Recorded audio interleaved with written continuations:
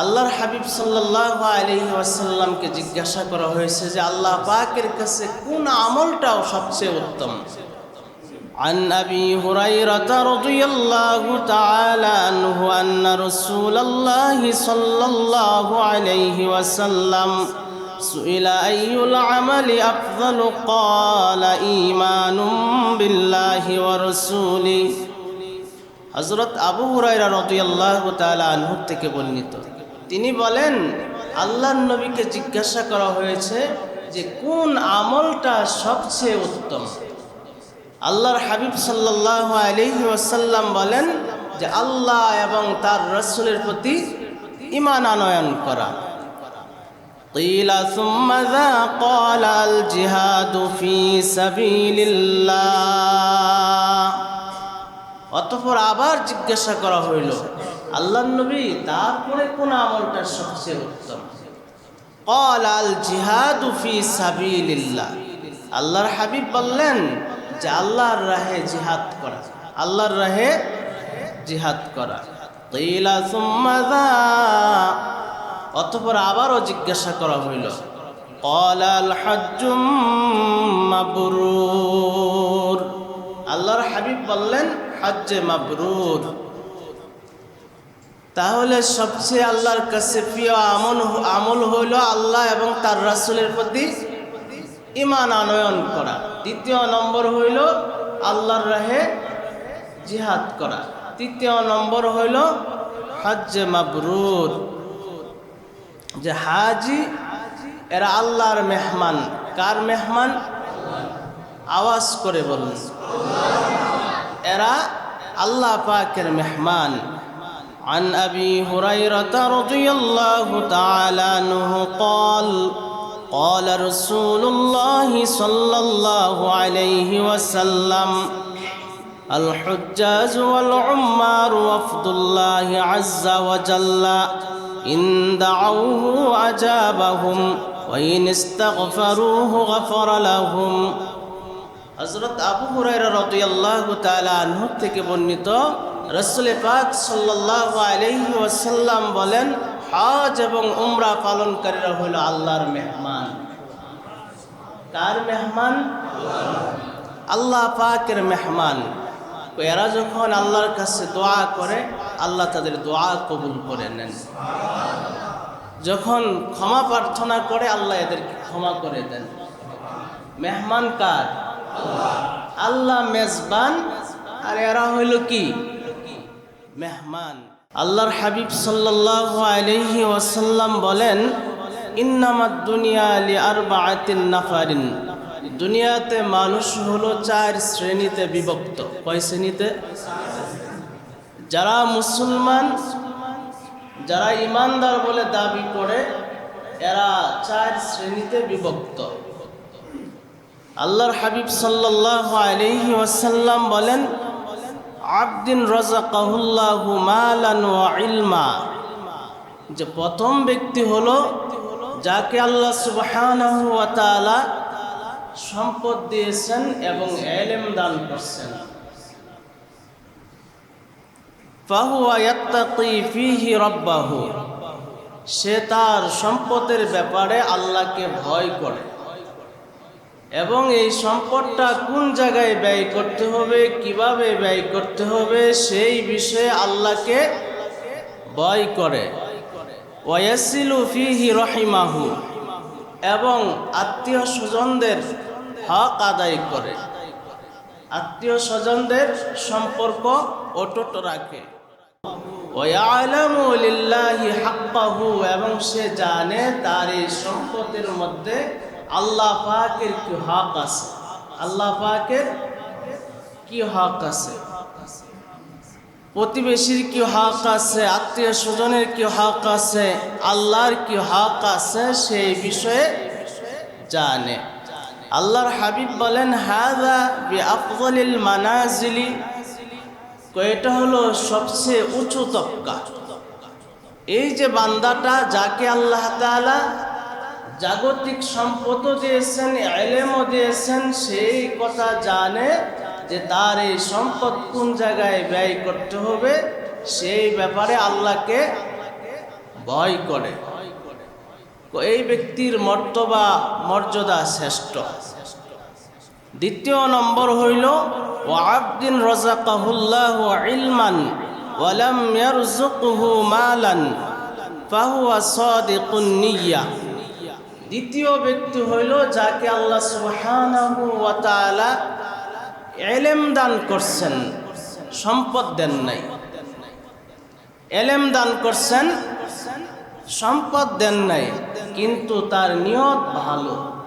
সেরকম ভাবে নিয়ত করে ইয়াকুলু লাউ আন্না লি মালান লাআমিলতু বিআমালিন ফুলানিন, আল্লাহ যদি আমাকে সম্পদ দিতেন, প্রথম ব্যক্তি যেরকম ভাবে তার সম্পদের মাধ্যমে প্রতিবেশীর হক আদায় করে, আত্মীয় স্বজনের হক আদায় করে, আল্লাহ পাকের হক আদায় করে, তদ্রূপভাবে আমিও কি করতাম, প্রতিবেশীর হক আদায় করতাম, আত্মীয় স্বজনের হক আদায় করতাম, আল্লাহ সুবহানাহু ওয়া তাআলার হক আদায় করতাম। প্রথম ব্যক্তি যেরকম ভাবে তার সম্পদ দ্বারা মসজিদ নির্মাণ করলো, মাদ্রাসা বানাইলো, রাস্তাঘাট নির্মাণ করলো, কালভার্ট নির্মাণ করলো, কল্যাণমূলক কাজ করলো, দ্বিতীয় ব্যক্তিও এরকম ভাবে সে নিয়ত করলো যে আমার যদি সম্পদ থাকতো আমিও তার মতন এই জনকল্যাণমূলক কাজগুলো করতাম। যে প্রথম ব্যক্তি তার সম্পদ থাকার কারণে সে বাইতুল্লাহ হজে যাচ্ছে, আমার সম্পদ থাকলে আমিও হজে যাইতাম। এই যে দ্বিতীয় ব্যক্তি ময়দানে মাহশরে যেদিন আল্লাহর আদালতে দাঁড়াইবে, প্রথম ব্যক্তি যেরকম ভাবে তার আমল নামায় হজের সব থাকবে, মাদ্রাসা নির্মাণের সব থাকবে, মসজিদ নির্মাণের সব থাকবে, রাস্তাঘাট বানানোর সব থাকবে, কালভার্ট নির্মাণের সব থাকবে, দ্বিতীয় ব্যক্তিও দেখবে যে তার নিয়ত ভালো থাকার কারণে তার আমল নামায়ও এই সবগুলো রয়েছে। তখন সে বলতে থাকবে, আল্লাহ আমি তো বাইতুল্লাহর হজ করি নাই, আমি তো কোনোদিন মসজিদ নির্মাণ করি নাই, আমি তো কোনোদিন মাদ্রাসা বানাই নাই, আমি তো কখনো রাস্তাঘাট বানাই নাই, তো তাহলে আমার আমল নামায় এই নেকিগুলো, এই সবগুলো কোথার থেকে আসলো?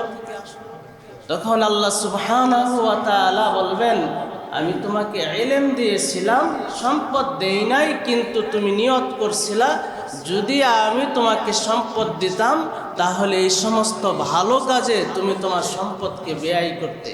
তোমার এই নিয়তের কারণে আমি আল্লাহ তোমাকে এই নেকি দান করলাম, এই মর্যাদা দান করলাম। তৃতীয় ব্যক্তি ওয়াবদিন রাযাকাহুল্লাহু মালান ওয়া লাম ইয়ারযুকহু ইলমান।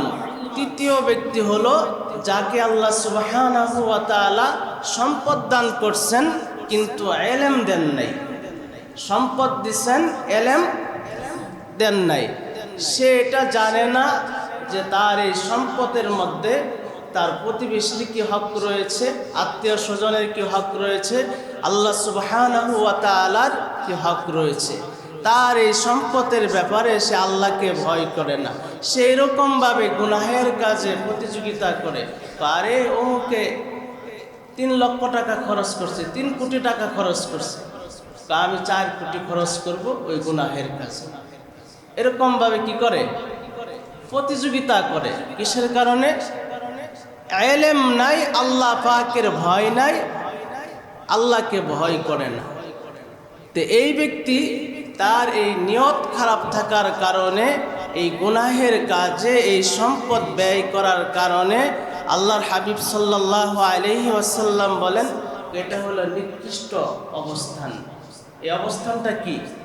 সম্পদ আছে কিন্তু ভালো কাজে ব্যয় হয় না। তার সম্পদ দিয়ে সে বাইতুল্লাহর হজেও যায় না, তার সম্পদ দিয়ে সে মাদ্রাসাও নির্মাণ করে না, মসজিদও বানায় না, রাস্তাঘাটও নির্মাণ করে নাই, মিসকিনদেরকেও দান করে নাই। খারাপ কাজে সব জায়গায় তার টাকা ব্যয় হয়, কিন্তু ভালো কাজে, কল্যাণমূলক কাজে সে তার সম্পদ ব্যয় করে না। এই হলো তৃতীয় নম্বর ব্যক্তি। আল্লাহর হাবিব সাল্লাল্লাহু আলাইহি ওয়াসাল্লাম বলেন ওয়া আবদিন ইয়ারযুকুহুল্লাহু মালান ওয়ালা ইলমান। চতুর্থ ব্যক্তি হইল যাকে আল্লাহ পাক মালও দেন নাই, ইলমও দেন নাই, সম্পদও দেন নাই, ইলমও দেন নাই। আল্লাহর হাবিব সাল্লাল্লাহু আলাইহি ওয়াসাল্লাম বলেন, এবং সে এরকম ভাবে বলতে থাকে তৃতীয় ব্যক্তির মতন, কাহারে তার সম্পদ আছে, তাই বলেই তো সে বড় বড় বোতলগুলো খায়। কি আফসোস করে, তার হোটেল সম্পদ আছে, সে শুধু দেশিটা খায় না, বাহিরের গুলো খায়। নিয়তটা ভালো না খারাপ? এই যে খারাপ নিয়ত করার কারণে তৃতীয় ব্যক্তি যেরকম ভাবে গুনাহগার হচ্ছে, চতুর্থ ব্যক্তি তার নিয়ত খারাপ থাকার কারণে সে কি হবে, ওই তৃতীয় ব্যক্তির মতনই গুনাহগার হবে। কথাটা বুঝে আসছে? কে কে বুঝছেন দেখি তো? যারা ঘুমে আছেন তারা তো ইসরাফিল সিংহাই ফুৎকার দিলে খুঁজবা, আমরা ঘুমে আসছিলাম। তাহলে মানুষ যারা ইমানদার এই চার প্রকারের বাহিরে আছে নাকি এই চার প্রকারের ভিতরে আছে? হয়তোবা আল্লাহ তাআলা কাউকে সম্পদ দিয়েছেন, ইলমও দান করছেন। দ্বিতীয় নম্বর হইল আল্লাহ পাক সম্পদ দান করছেন, ইলম দেন নাই। আল্লাহ পাক ইলম দিয়েছেন, সম্পদ দেন নাই। তৃতীয় নম্বর হইল সম্পদ দিছেন, ইলম দেন নাই। চতুর্থ নম্বর হইল সম্পদও দেন নাই, ইলমও দেন নাই। আমরা এই চার প্রকারের কোনো না কোনো এক প্রকারে আছি। এই হাদিসের ব্যাখ্যা করতে গিয়ে মুহাদ্দিসিনে কেরাম বলেন, ফানজুর আইনা আনতা মিনহুম, দেখো তুমি এই চার প্রকারের কোন প্রকারে আছো, তুমি এই চার প্রকারের কোন প্রকারে আছো। আলিমুন গানিয়ুন, তোমাকে সম্পদ দেওয়া হয়েছে, ইলমও দেওয়া হয়েছে, এই প্রকারে আছো, নাকি আনতা আলিমুন ফাকিরুন, যে তোমাকে ইলম দেওয়া হয়েছে, সম্পদ দেওয়া হয় নাই, অথবা তোমাকে সম্পদ দেওয়া হয়েছে, ইলম দেওয়া হয় নাই। চতুর্থ নম্বর হইল যে জাহিলুন ফাকিরুন, তোমাকে ইলমও দেওয়া হয় না, সম্পদ দেওয়া হয় না। এখন তুমি কোন প্রকারে আছো? প্রথম দুই প্রকার কি বলেন? ভালো কাজ করার কারণে, ভালো নিয়তের কারণে সমান সমান মর্যাদা মর্তবা লাভ করবে।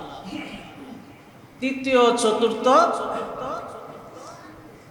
খারাপ কাজ করার কারণে, খারাপ কাজের নিয়তের কারণে তাদের মর্যাদাও কি হবে? বরাবর হবে।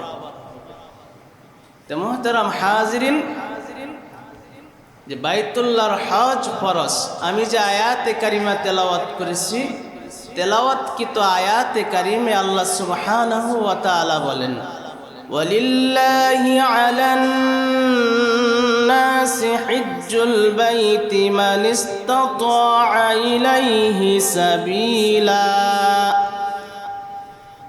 আল্লাহ বলেন, মানুষের জন্য বাইতুল্লাহর হজ ফরজ করা হয়েছে।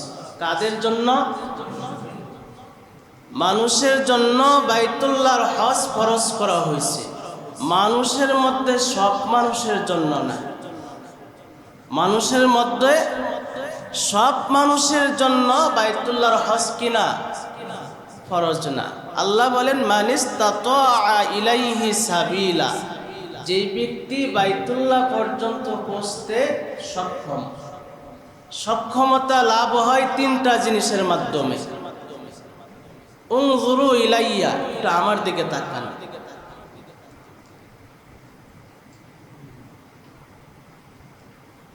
সক্ষমতা লাভ হয় কয় জিনিসের মাধ্যমে? তিন জিনিসের মাধ্যমে সক্ষমতা লাভ হয়। এক নম্বর হইল যার বাইতুল্লাহ পর্যন্ত যাতায়াত এবং পরিবারের ভরণ পোশাকে সক্ষম। এগুলোতে সে সক্ষম, অর্থাৎ যাওয়ার মতো এই পরিমাণ সম্পদ তার কি রয়েছে। দ্বিতীয় নম্বর হইল সুস্থতা। দ্বিতীয় নম্বর হইল সুস্থতা, হাত পা দৃষ্টিশক্তি সচল থাকা। দ্বিতীয় নম্বর কি? আপনার সম্পদ আছে, হাত পা অচল, দৃষ্টিশক্তি নাই, বাইতুল্লাহর হজ করতে পারবেন? দ্বিতীয় নম্বর কি? হাত পা দৃষ্টিশক্তি সচল থাকা। তৃতীয় নম্বর হইল কোনো প্রতিবন্ধকতা না থাকা, অর্থাৎ কোনো জালেম বাদশার প্রতিবন্ধকতা না থাকা। যদি এই তিনটা পাওয়া যায় তাহলে আপনার উপরে বাইতুল্লাহর হজ করা কি ফরজ। এখন বলেন, সম্পদ আছে কিন্তু আপনি এই আশায় আছেন কখন দুর্বল হইবেন, চুলদাড়ি সাদা হবে, দৃষ্টিশক্তি হারিয়ে ফেলবেন, তখন হজ করবেন। হজ কি ওই সময় নাকি গায়ে শক্তি থাকা অবস্থায়? একটা হলো বদনী ইবাদত, যেটা শুধু দেহ থাকলেই হয়, সেটা কোনটা বলেন তো? নামাজ। এটা দেহের সাথে সম্পৃক্ত। আর একটা হলো মালি ইবাদত, এটা আপনার সম্পদ থাকলেই করা যায়, যেমন যাকাত। আর একটা হইল বাইনাল মালি ওয়াল বাদান, দেহ এবং সম্পদ উভয়টার সমন্বয়ে যে ইবাদত করা হয় সেটা কি? হজ্জে বাইতুল্লাহ। সেটা হলো হজ্জে বাইতুল্লাহ। আর একটা বিষয় হলো, হজ করার আগে অনেক মানুষ আছে এরকম সম্পদ আছে, এই সম্পদ কি করে? ছেলে আছে 4 জন, দামি সম্পদ যেটা এক ছেলের নামে দেয়া দেয়, হজে যাইতেছে ভালো কাজে, যদি মইরা যায়, কত বড় দরবেশ, যাওয়ার আগেই কি হজের মাধ্যমে হবে হাজি, কাজটা করতেছে। এরকম লোক আপনাদের এলাকায় নাই, আমাদের এলাকায় আছে, যে সবচেয়ে দামি সম্পদ যেটা ছোট ছেলেকে দিয়ে দিছে, আরো 2 জন আছে, ওরা এখনো জানেই না। বলেন, একটা ঝগড়া লাগাই গেল না? ওরে কবরে রাখবে, রাখার পরেই তো সম্পদ ভাগাভাগি শুরু হবে, তখন বলবে এটা তো আমাকে দিয়ে গেছে, তখনই মারামারি শুরু হবে। এরকম কাজ না করা, যে কিছু অভিভাবক এরকম আছেন এই কাজগুলো করেন, এই কাজগুলো আপনারা কি আমার কথা বুঝতেছেন? সবাই বুঝেন? তাহলে হজ ফরজ হয়, সক্ষমতা লাভ হয় কয়টা জিনিসের মাধ্যমে? 3টা জিনিসের মাধ্যমে। 1 নম্বর হইল বাইতুল্লাহ পর্যন্ত আসা যাওয়া, পরিবারের বরণ পোশাকে কি হওয়া? সক্ষম হওয়া। 2য় নম্বর হইল সুস্থতা। 2য় নম্বর হইল সুস্থতা, হাত পা দৃষ্টিশক্তি সচল থাকা। 3য় নম্বর হইল কোনো জালিমের প্রতিবন্ধকতা না থাকা। এই 3টা যার মধ্যে পাওয়া যাবে তার উপরে বাইতুল্লাহর হজ ফরজ। সম্পদ আছে, বহু লোকের উপরে হজ ফরজ হয়ে আছে, হজ পরে করব। কি করব? পরে করব। এখন ব্যবসার ঝামেলা, কৃষিকাজের ঝামেলা, চাকরির ঝামেলা, এখন হজ করা যাচ্ছে না। এখন কি করা যাচ্ছে না? হজ করা যাচ্ছে না। যখন এগুলোর থেকে আমি অবসর হব তখন হজ্জে বাইতুল্লাহ করব। যদি এই ব্যক্তিটা এই অবস্থায় মৃত্যুবরণ করে, আল্লাহর রাসূল সাল্লাল্লাহু আলাইহি ওয়াসাল্লাম বলেন সে ইহুদি অবস্থায় মারা যাক অথবা নাসারা অবস্থায় মারা যাক, এতে আমার কোনো কিছু আসে যায় না। নাউজুবিল্লাহ বলেন।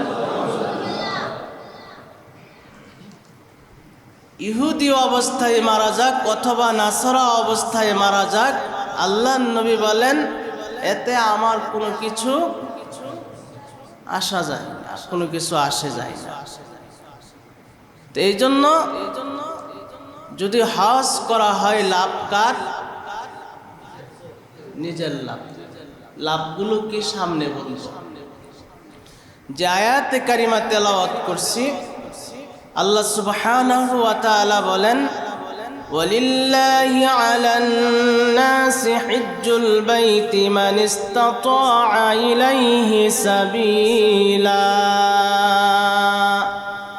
যে ব্যক্তি বাইতুল্লাহ পর্যন্ত পৌঁছতে সক্ষম তার জন্য বাইতুল্লাহর হজ ফরজ করা হয়েছে।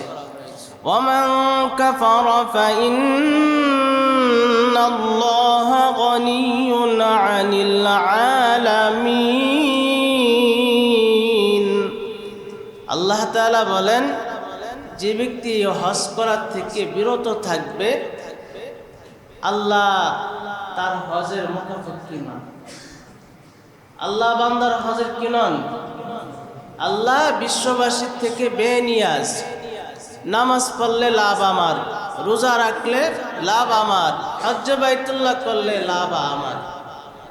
আল্লাহ তাআলা আমাদের হজের, নামাজের, রোজার এগুলোর মুখাপেক্ষী নন। আল্লাহ তাআলা অমুখাপেক্ষী। হাদিসে পাকে রাসূল করিম সাল্লাল্লাহু আলাইহি ওয়াসাল্লাম বলেন যে হজ করার দ্বারা বান্দার পিছলি জিন্দেগির গুনাহ আল্লাহ মাফ করে দেন। আমা আলিমতা ইয়া উমর, আল্লাহর নবী উমর ফারুক রাদিয়াল্লাহু তাআলা আনহুকে বলেন হে উমর তুমি কি জানো আন্নাল ইসলাম ইয়াহদিমু মা কানা ক্বাবলাহু, যে ইসলাম কবুল করার মাধ্যমে পিছলি জিন্দেগির গুনাহ মাফ হয়ে যায়। অর্থাৎ ইসলাম কবুল করার দ্বারা আল্লাহ পিছলি জিন্দেগির গুনাহ মাফ করে দেয়। ওয়া আন্নাল হিজরাতা তাহদিমু মা কানা ক্বাবলাহা, এবং হিজরতের মাধ্যমে পিছলি জিন্দেগির গুনাহ আল্লাহ মাফ করে দেন। ওয়া আন্নাল হজ্জা ইয়াহদিমু মা কানা ক্বাবলাহু, এবং হজ করার দ্বারা পিছলি জিন্দেগির গুনাহ আল্লাহ মাফ করে দেন। পিছলি জিন্দেগির গুনাহ আল্লাহ মাফ করে দেন। আল্লাহর হাবিব সাল্লাল্লাহু আলাইহি ওয়াসাল্লাম বলেন মান লাম ইয়ামনাউহু আনিল হজ্জি হাজাতুন যাহিরাতুন আও সুলতানুন জাইরুন আও মারাদুন হাবিসুন ফামাতা ওয়া লাম ইয়াহুজ্জা ফালইয়ামুত ইনশা ইহুদিয়ান ও ইনশা নাসরানিয়া। যে ব্যক্তির সুস্পষ্ট কোনো প্রতিবন্ধকতা নাই, জালেম বাদশার প্রতিবন্ধকতা অথবা অসুস্থতার প্রতিবন্ধকতা, এই ব্যক্তির সম্পদ আছে, বাইতুল্লাহ পর্যন্ত পৌঁছতে সক্ষম, তারপরেও সে হজ্জে বাইতুল্লাহ করল না, আল্লাহর হাবিব সাল্লাল্লাহু আলাইহি ওয়াসাল্লাম বলেন সে ইহুদি অবস্থায় মারা যায় অথবা নাসারা অবস্থায় মারা যায়, তো এতে আমার কোনো কিছু আসে যায় না, এতে আমার কোনো কিছু আসে যায় না। আল্লাহর হাবিব সাল্লাল্লাহু আলাইহি ওয়াসাল্লাম বলেন যে ব্যক্তি হজের ইচ্ছা করবে সে যেন দ্রুত হজ্জে বাইতুল্লাহ করে নেয়। عن عبد الله بن مسعود رضي الله تعالى عنه قال قال رسول الله صلى الله عليه وسلم تابعوا بين الحج والعمرة فإنهما يفنيان الفقر والذنوب। আব্দুল্লাহ ইবনে মাসউদ রাদিয়াল্লাহু তাআলা আনহু থেকে বর্ণিত, আল্লাহর হাবিব সাল্লাল্লাহু আলাইহি ওয়াসাল্লাম বলেন যে তোমরা ধারাবাহিকভাবে হজ এবং উমরা করতে থাকো, হজ এবং উমরা করো। কেননা তা যে মানুষের গুনাহ এবং দারিদ্রতাকে দূর করে দেয়। সুবহানাল্লাহ। হজ করার দ্বারা মানুষ ফকির হয় না।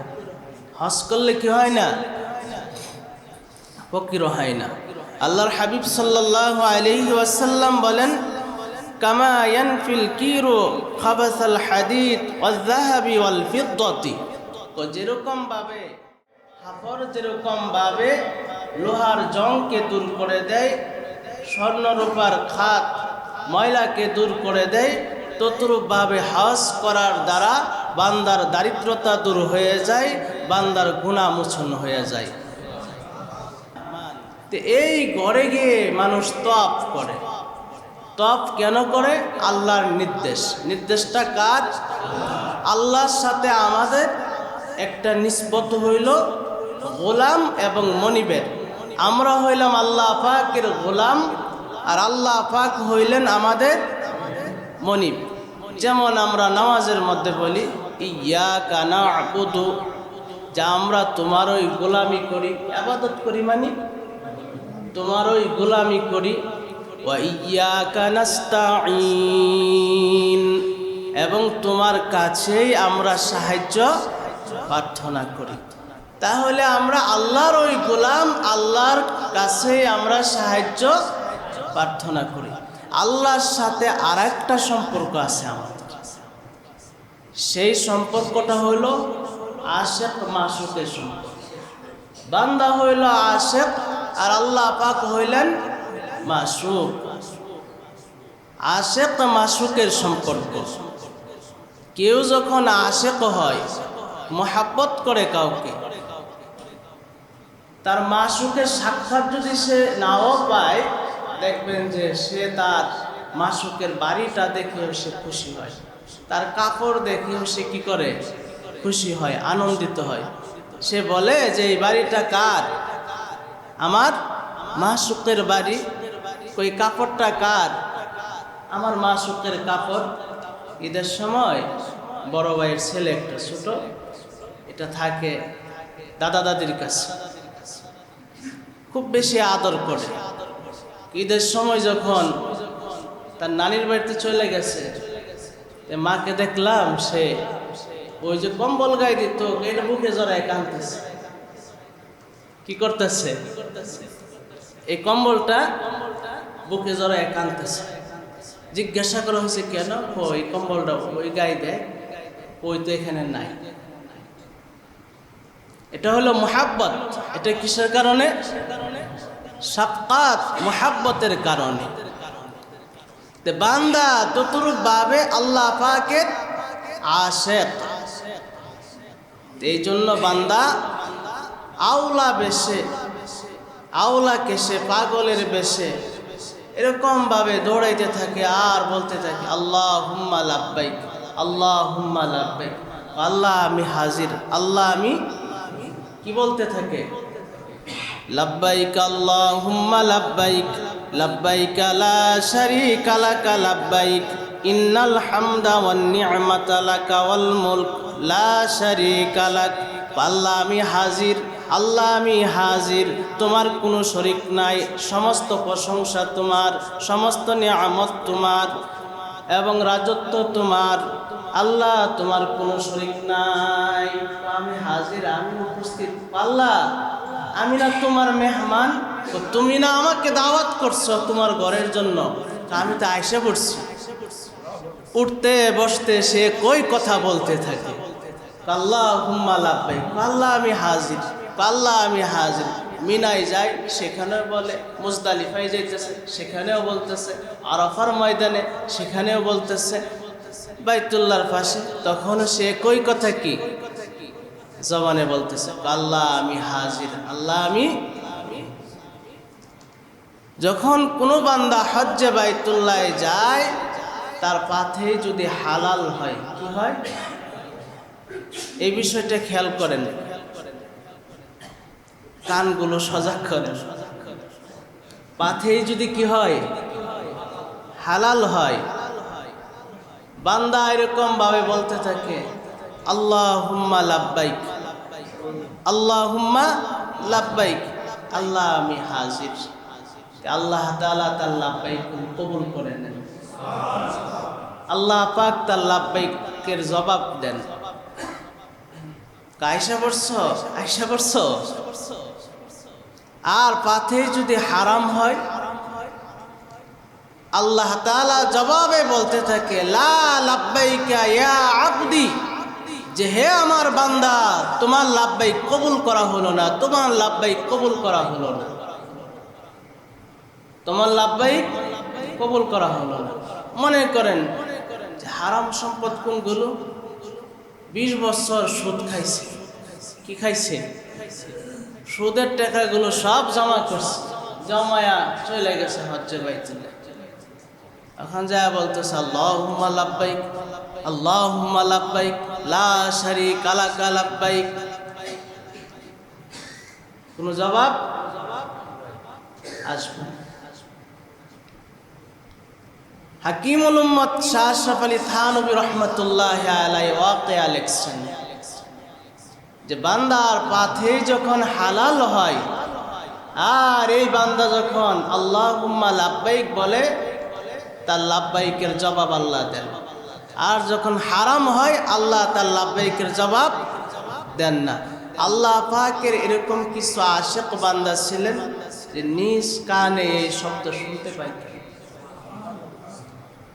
আল্লাহর এক বান্দা প্রায় 30 বছর পর্যন্ত হজে যায়, বলে আল্লাহুম্মা লাব্বাইক, আর আল্লাহর পক্ষ থেকে জবাব আসে লা লাব্বাইকা ইয়া আবদি, যে হে আমার বান্দা তোমার লাব্বাইক কবুল করা হলো না। এই বান্দা 30 বছর পর্যন্ত বাইতুল্লাহ জিয়ারতে গেছে, নাতিকে সাথে নিয়ে গেছে, সেরকম ভাবে আল্লাহুম্মা লাব্বাইক বলতেছে। এরকম ভাবে মেঘখণ্ড থেকে আওয়াজ আসতেছে লা লাব্বাইকা ইয়া আবদি, হে আমার বান্দা তোমার লাব্বাইক কবুল করা হলো না। নাতি বলতেছে দাদা আপনি বলেন লাব্বাইক, আর উপর থেকে আওয়াজ আসে লা লাব্বাইক, তোমার লাব্বাইক কবুল করা হলো না, তারপরেও আপনি লাব্বাইক বলা বন্ধ করেন না কেন? তখন জবাবে বলতেছে সেওয়া তেরি নেহি হাই কোই মেরা সঙ্গেদার আপনা, কোই হাজত ওর খতা হো তেরে চৌকট বেজারা আপনা, হায়া পরি হাই কে কিস তরা। এরকম ভাবে আল্লাহর বান্দা বলতেছেন যে দুনিয়ার মানুষ তার দরজা থেকে তারে দিলে এক দরজা থেকে আর এক দরজায় যাওয়ার কি আছে? সুযোগ আছে। কাউকে যায় বললেন তো ভাই বিপদে পড়েছি একটু সাহায্য করে, এখন যাও, সে সাহায্য করলো না, আরেক জায়গায় চলে গেলেন, সেও করলো না, আরেক জায়গায় চলে গেলেন, আরেক জায়গায় যাওয়ার পর আপনি সাহায্য পেয়ে গেলেন। তো ওই বয়োবৃদ্ধ লোক বলতেছেন ওই মালিকের দরজা ছাড়া আর তো আমার কোনো দরজা নাই, যে আমাকে 30 বছর ধরে আমি একই আওয়াজ শুনতে পাই, একই কথা শুনতে পাই, আমি 30 বছর ধরে হজ্জে বাইতুল্লাহ আসি, আমি বলি আল্লাহুম্মা লাব্বাইক, আর আমার মালিক বলেন লা লাব্বাইকা ইয়া আবদি, যে হে আমার বান্দা তোমার লাব্বাইক কবুল করা হলো না, তোমার লাব্বাইক কবুল করা হলো না। তো মোহতারাম হাজিরিন, হজের পাথে কি হওয়া? হালাল হওয়া। বলেন হজের পাথে কি হওয়া? হালাল হওয়া। যে হজ আমি করব কার জন্য? আল্লাহর জন্য। আল্লাহর রাসূল বলেন মান হাজ্জা লিল্লাহ ফালাম ইয়ারফুস ওয়ালাম ইয়াফসুক রাজা'a কায়াউমিন ওয়ালাদাতুহু উম্মুহু। আল্লাহর হাবিব বলেন যে ব্যক্তি আল্লাহর জন্য হজ করে, কার জন্য? আলহাজ হওয়ার জন্য না। আমারে হাজি বলল না কেন? বিষয়টা এরকম না, আল্লাহর জন্য। মান হাজ্জা লিল্লাহ, যে ব্যক্তি আল্লাহর জন্য হজ করে, ফালাম ইয়ারফুস, কোনো অশ্লীলতা করে না, কোনো অশ্লীল কথা বলে না, ওয়ালাম ইয়াফসুক, এবং সে কোনো হজের সফরে তার দ্বারা কোনো গুনাহ সংঘটিত হয় নাই, কোনো গুনাহ করে নাই। রাজা কায়াউমিন ওয়ালাদাতুহু উম্মুহু, আল্লাহর হাবিব বলেন সে হজ থেকে এই অবস্থায় ফিরে আসে যেরকম ভাবে যেদিন সে মায়ের গর্ভ থেকে দুনিয়ায় এসেছিল। সুবহানাল্লাহ। বাড়ি যায় বললেন যেদিন সে দুনিয়াতে আগমন করছিল কোনো গুনাহ ছিল, নিষ্পাপ ছিল, ওই অবস্থায় নিষ্পাপ অবস্থায় সে হজ থেকে ফিরে আসে। আগে গ্রামে একজন হাজি থাকতে দেখতেন কত মানুষ যাইত দোয়া আনার জন্য, তাদের দোয়া কাজে লাগতো। জবান ভালো ছিল, জবানের পাওয়ার ছিল, জবানে গীবত ছিল না, চুগলখড়ি ছিল না, মানুষের ক্ষতি করার মতন মন মানসিকতাও ছিল না।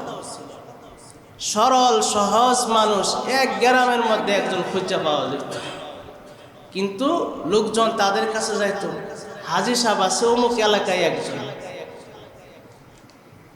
সত্য না মিথ্যা?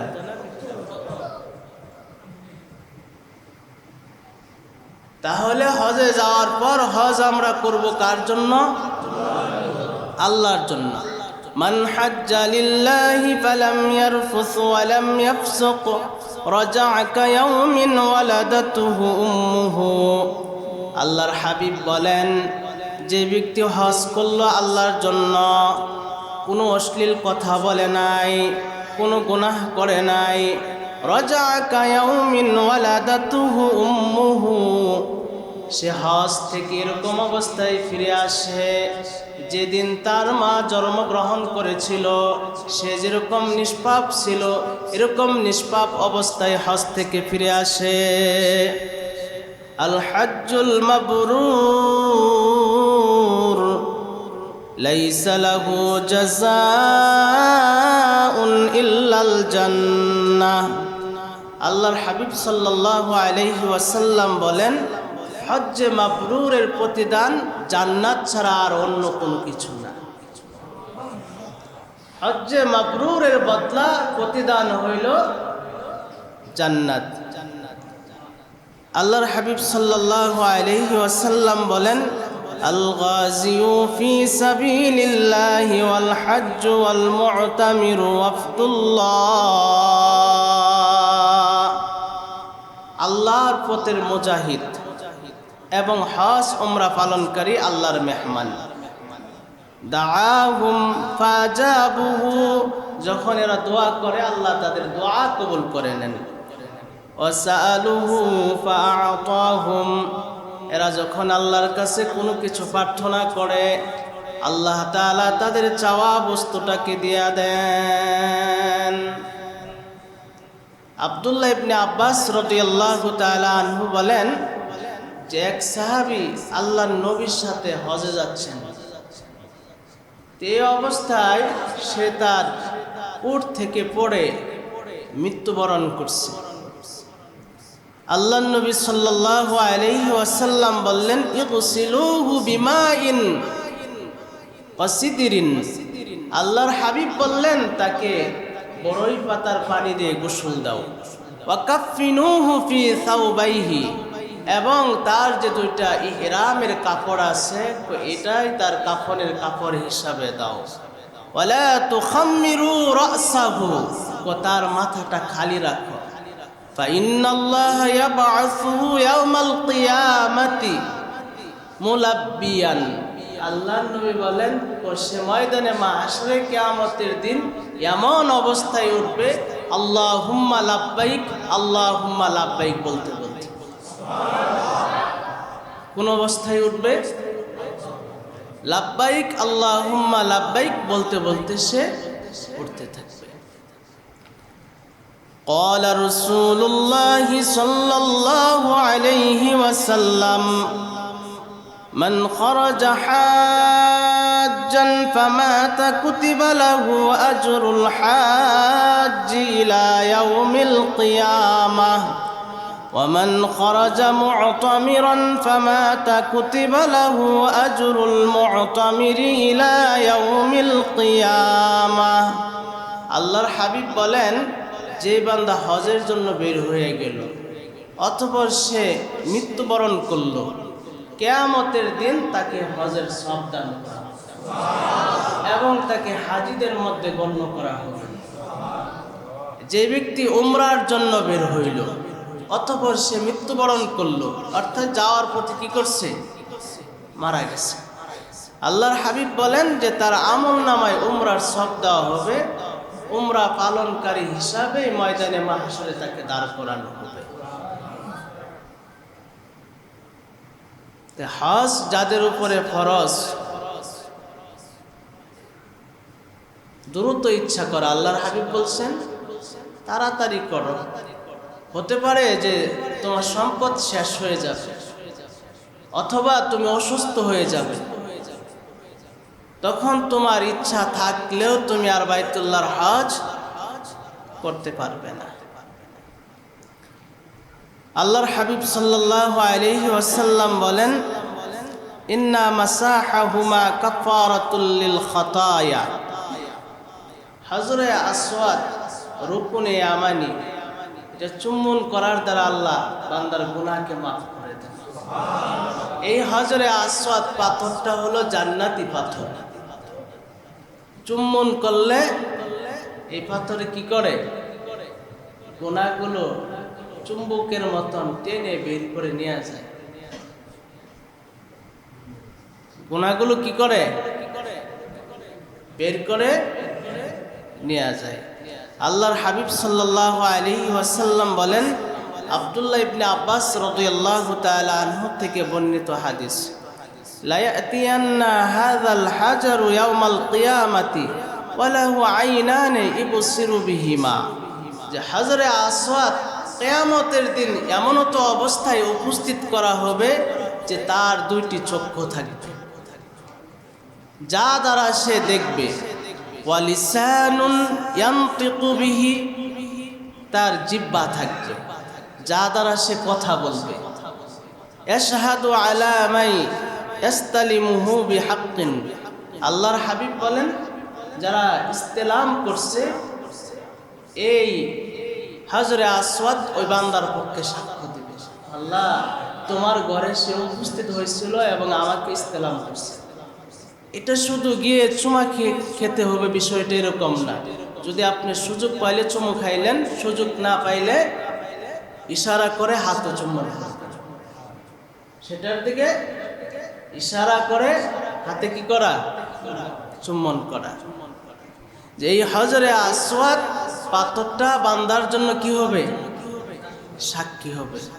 আর একটা পাহাড় আছে যে জায়গায় হাজিরা সাই করেন, কি করেন, ইন্নাস সাফা ওয়াল মারওয়াতা মিন শাআইরিল্লাহ।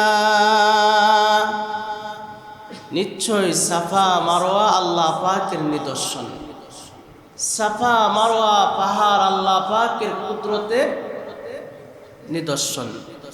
আল্লাহর হাবিব সাল্লাল্লাহু আলাইহি ওয়াসাল্লাম বলেন, ওয়া আম্মা তাওয়াফুকা বিস সাফা ওয়াল মারওয়াতি কাইতকি ৭০ রাকাবা।